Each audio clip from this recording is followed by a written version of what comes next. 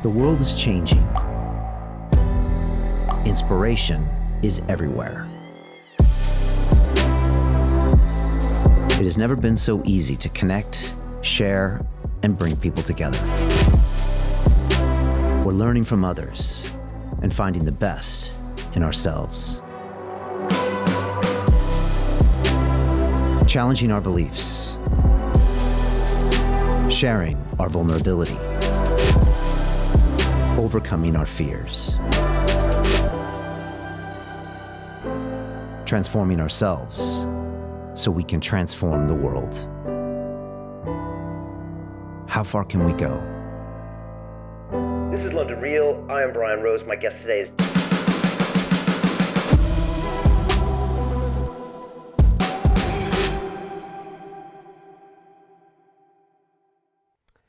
This is London Real. I am Brian Rose. My guest today is Gawdat, the entrepreneur, author, and former chief business officer at Google X. You spent 30 years working in the heart of the technology industry with some of the biggest organizations on the planet, including IBM, Microsoft, and finally at Google's moonshot factory of innovation. As an entrepreneur, you have co-founded over 20 businesses and served on the board of a number of technology platforms. After turning your attention to researching the key to happiness, you wrote the best-selling book, Solve for Happy, Engineer Your Path to Joy. Your second book, Scary Smart, The Future of Artificial Intelligence and How You Can Save Our World, breaks down our future with AI. Ultimately, you believe that artificial intelligence is a massive and immediate threat to life on this planet, and that this emergency must be addressed or the consequences could be devastating. Mo, welcome back to London Real. Thank you so much for having me, Brian. It's always a pleasure. It's always a pleasure to see you before the show as well, the side of you that so many of our viewers don't get to see. I appreciate that. It's nice to see you here. I think it's 6 years since you first came on and we were talking about happiness. Yes. Who would have known we would have been in this place? Yes. And it'd be very interesting to see where we are 6 years from now. I think a lot is going to change. Absolutely. That's a very interesting thought experiment, actually. It is. That would be 2029, wouldn't it? Strangely 2029 is a very key number, as a matter of fact. I normally tell everyone that asks me that by 2035 to 2037, it would be very difficult to even relate to our life today. Life will be so different in so many ways that it would you wouldn't even imagine that we live this way. As in us looking back to like caveman days, or looking back to say 1800s, unrecognizable. Unrecognizable. I mean, it's unrecognizable, possibly in the better or possibly in the worse, and we don't actually know. And I tend to believe that AI and technology has always surprised us on the upside. So you would say 2035, 2037, but as we could see, intelligences of the magnitude of ChatGPT today, we didn't expect that early on. Intelligences like AlphaGo beating Lee and becoming the world champion, we literally expected would take 10 years longer. And those kinds of intelligences, if you want to be pessimistic, you would say, okay, they're going to take longer. But we've constantly been surprised. Constantly. It always happened earlier. So maybe 2029 would be that year. I think society will take time to adjust and react and break down in many interesting ways. But by 2029, we will be in the heart of it for sure. You know what surprised me the most, Mo, is of all the people I've spoken to on AI and listened to about AI, not a single one has said, yeah, I expected this right about now. Every single one, and these are the top people in the world, from Jeffrey Hinton of Google, that's the man, the godfather, to everybody across the spectrum, everyone has said, I'm surprised. That surprises me. Everyone but Ray Kurzweil. Okay. Ray has taught all of us in his work about we all know the technology acceleration curve. The most well-known example of it is Moore's law, right? And I love Ray Kurzweil's example when he was trying to explain the technology acceleration curve. Basically, if you take Moore's law, that technology will double in power every compute power will double every 18 months for the same cost, right? The thing is that that doubling function is so much more deceiving to the human brain than what we know as progress. So the doubling function, if you assume that something doubles from 1 to 2, so it adds 1 in power, then the next doubling, it's adding 2, which is everything it's ever created. The next time, it's adding 4, which is everything it's ever created. So if you think that we moved on artificial intelligence from 0 to 100 units of intelligence, I always share, it's not very accurate, but we think that ChatGPT's IQ is 155, right? One doubling, by the way, Einstein is 160, just so that we keep that in perspective. One doubling, and it's almost double the intelligence of one of the smartest people that ever existed. The next doubling, it adds 2 more Einsteins. The next doubling, it adds 4 more Einsteins, right?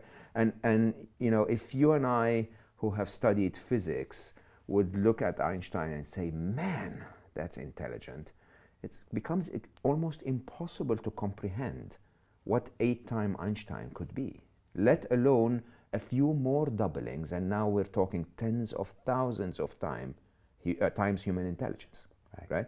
So it's from one side inevitable, which is really important to note, that we are on that path. There is no stopping that path.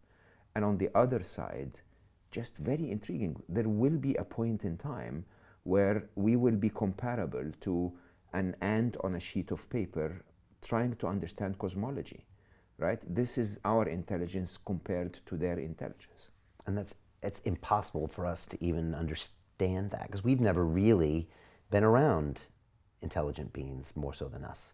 Been around computers that can do computing things. That's not intelligent at all. Exactly. Yeah. And so it's, again, back to this concept of a singularity, which means we don't have any reference point for what happens on the other side of that. Yeah. So it's basically, there is a point which most of us identify as the introduction of the first AGI, artificial general intelligence. So artificial intelligence today still is confined to a task, right? You get an Instagram recommendation engine, and it will be very good at recommending videos, but it can't drive a car. And you get a self-driving car intelligence that can drive cars, but doesn't do surveillance, right? Or security. So basically, each of them is very good at one task. What good is the AlphaGo intelligence that can win, a game of Go if we were asking it to summarize the Encyclopedia Britannica, right? There will be a moment in our very near future, I would say, where we will develop an artificial general intelligence, an intelligence that's capable of doing all human functions, all human intelligent functions, better than humanity.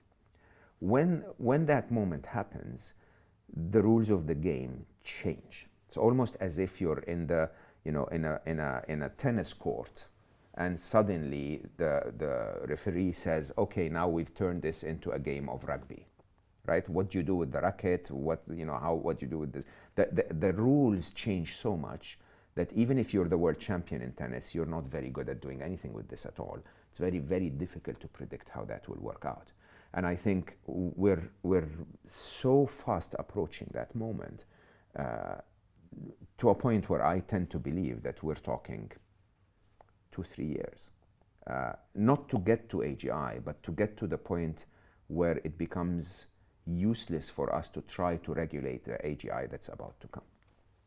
Okay, explain that last part, useless to try to regulate it. Yeah, so most of us, by the way, who worked in artificial intelligence,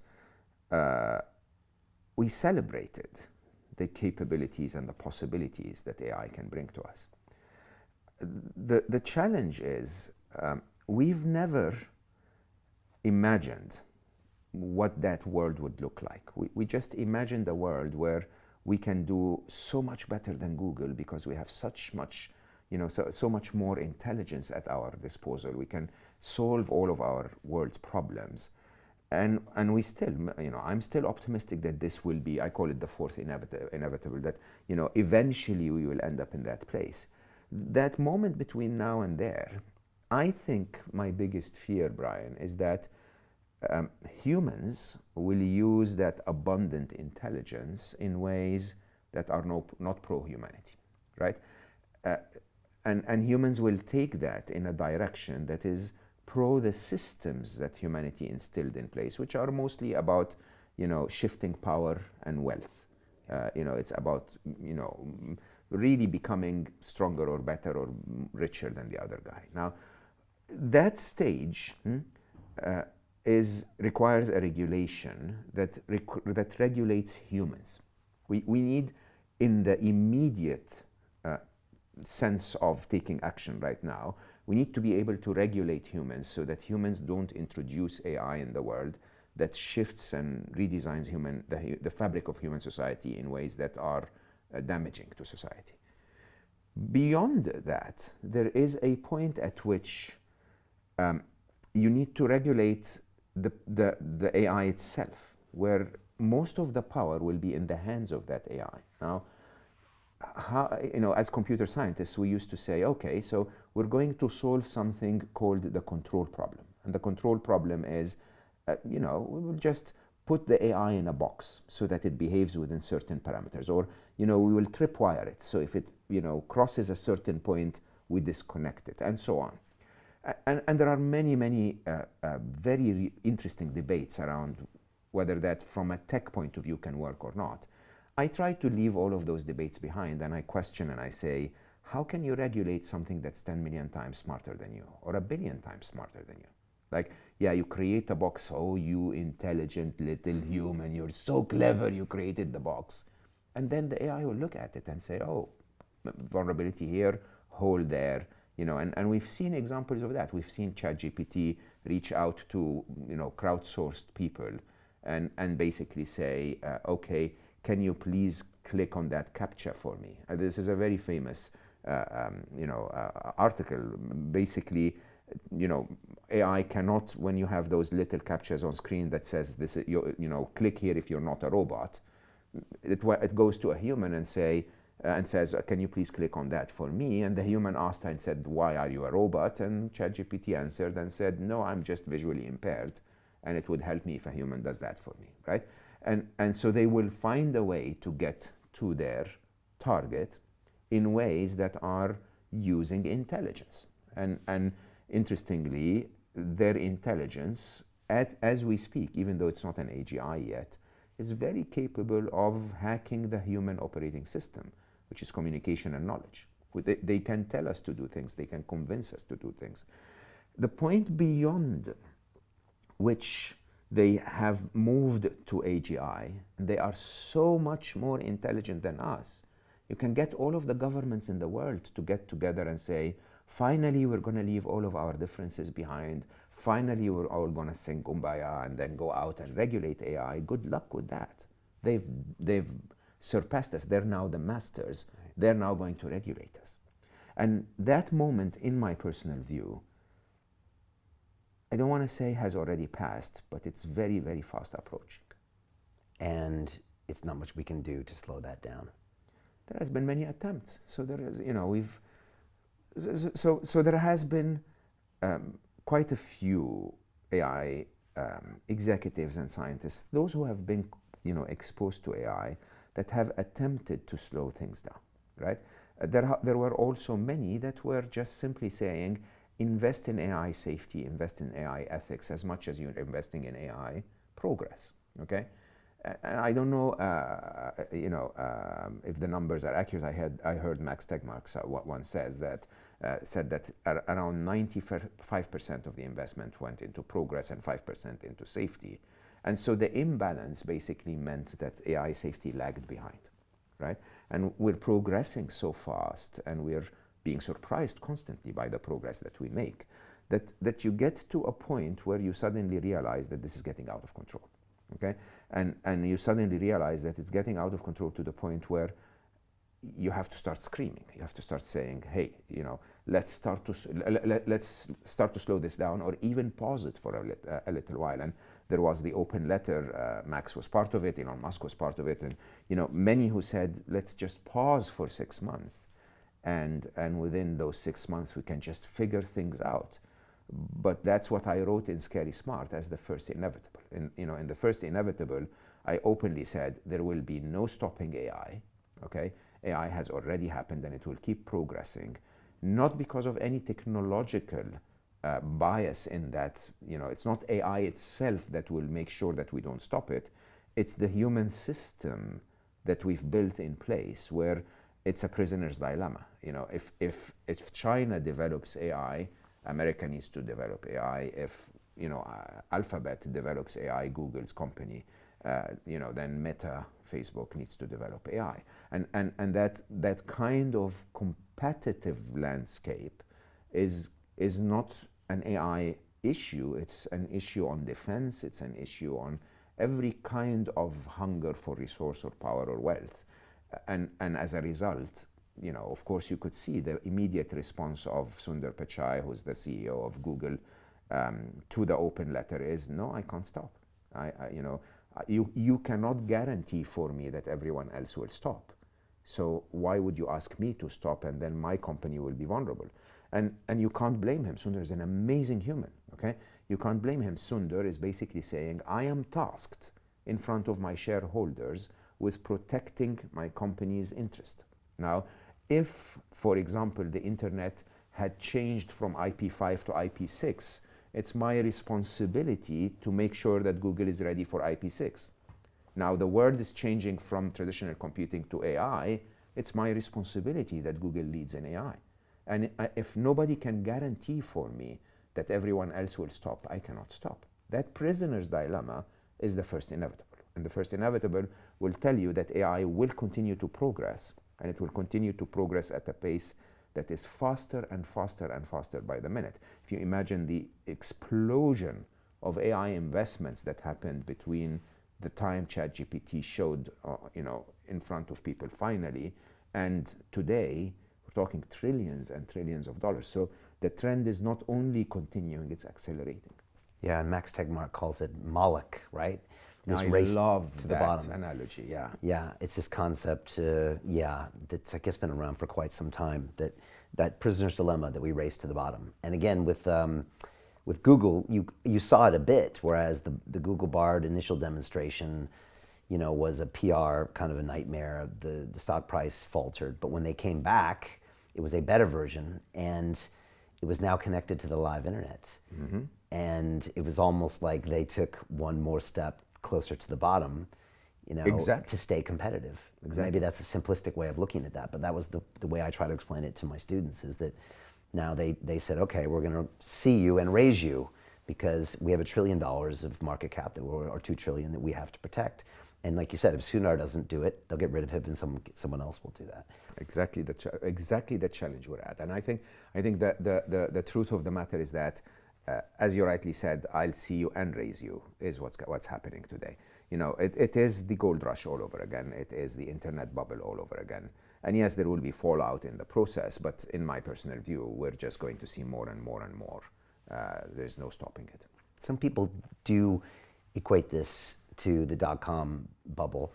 You saw that. I was the CFO of a dot-com startup in New York City at the ripe age of 27. And we raised $15 million. It was called luxuryfinder.com. You could buy like a jet on our website. It was a bunch of wealthy people in New York and the Hamptons that put money in, like Leon Black and all these people. And I was just watching it happen. It went up and then it crashed down. And for a couple of years, you couldn't say the word tech in New York City or someone would want to punch you in the face. 3 years later, Google kind of was started and it came about. And I remember the days. I remember the madness going on. I remember all my buddies in finance like telling me to stop talking about the internet, and I was saying this is Columbus in the New World, etc. How does AI differ from that? It doesn't at all. I mean, remember at the end of the day, if you remember all of the, Commerce One and eGrocer and all of those, I don't remember even the names anymore, who disappeared completely, but the internet continued. Right? And the internet continued at a pace that most people didn't understand, because at the time they thought that the dot-com bubble was, the disappearance of the money was the disappearance of the internet. It was the redistribution of the money that was the rise of the internet. And you'll see that here as well. I mean, I have so many investment firms asking my advice on where to invest in AI, and I can attempt to look intelligent, but anywhere you will invest, you'll make money. So, right, you will lose a good chunk of your portfolio on startups that will fail, and there is a criteria to minimize that chunk, right? But if you invest in a sector at large, AI in healthcare, you will grow. It's just inevitable. It's money flow, money is coming in, and the sector will continue to grow. The question really that I think humanity has never ever answered is the fact that we can do it does not necessitate that we should do it. And I think with artificial intelligence specifically, I think humanity should stop and ask, do we need this? Because we literally are handing over our only distinct advantage as a flimsy biological being, as a species, we're handing that over within years. I'm not saying tens of years, and I know there are very varying views on this, and so I'm putting my neck on the line and saying within years, probably before 2029, we'll see an AGI that surpasses human intelligence. All right, so let's look at the timeline according to Mo Gawdat, just roughly here. You said by 2035, 37, we will be in a world that is just completely unrecognizable to what we are now. Or they would look back at us and they wouldn't even recognize who we are, how we live. They will look back at us with a lot of envy or a lot of surprise. Right. And backing it up to them, I think Ben Goertzel called it the pre-singularity. And when he described this to me, very similar to you, he said that's when, he said bad people will use AI to do bad things and co-opt it for their means, which, turn on the news, like you said, power, whether it's China or the US or Russia or Ukraine, and wealth, right? This is how we exert, this is what we do as humans. So it's used, co-opted by those organizations until we hit an AGI level, and then it's potentially out of our control. It's certainly out of our control. And that's why you go into the book, and that's, I guess, one of your inevitables, is that it's certainly out of control. And it's interesting, Mo, because I have a bunch of students, and I get to teach them on a regular basis, and I get a random cross-section of people sometimes. And I say, when I go to the inevitable thing, a lot of people look at me funny, and then I say, okay, in the next 100 years, will these things be 10 or 100 times smarter than you? And almost everyone will raise their hand. I said, look where the mobile phone was. Well, there was no mobile phone 20 years ago. Look at it now. And most of them, people will be like, yeah, okay, you're probably right. I guess it is inevitable. But it's really hard to get into this ego-protected shell. And I don't blame anyone for that. You have to have lived inside the machine to be able to understand how the machine functions. Right. If you look at the machine of technology from the outside, it's quite deceiving, because there is the technology adoption curve, there is the technology acceleration curve, that exponential curve, and there is a chart that I normally present that in my mind is my view of tech, which is the technology development curve. And the technology development curve is very deceiving. If you look at artificial intelligence, it looks like a hockey stick, only lying on its side, really. So basically, if you look at artificial intelligence, we started talking about AI in 1956. We coined the term Alan Turing. To continue watching the rest of the episode for free, visit our website londonreal.tv or click the link in the description below.